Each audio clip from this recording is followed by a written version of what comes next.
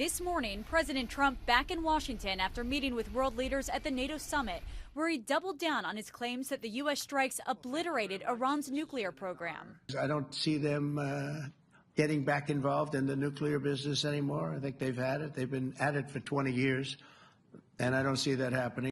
The director of the CIA now saying credible intelligence indicates Iran's nuclear program has been severely damaged, adding several key Iranian nuclear facilities were destroyed and would have to be rebuilt over the course of years. However, sources say the early intelligence from the Pentagon indicates at least 2 of Iran's nuclear facilities were not completely destroyed, and that Iran moved much of its stockpile of near-weapons-grade uranium before the U.S. struck. President Trump rejecting that idea and instead highlighting an Israeli statement that Iran's nuclear efforts were delayed by years, much longer than a few months determined by American intelligence.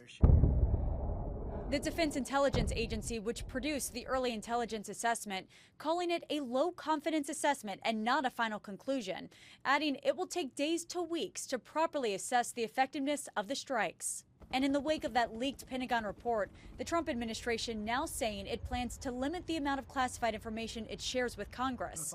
Top Democrats pushing back. We already have an administration that is clearly firing people if they don't change the intelligence so that it doesn't potentially embarrass the president. That is holy crap kind of danger.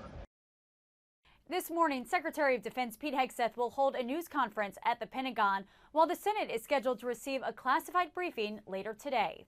Nicole D'Antonio, ABC News, Washington.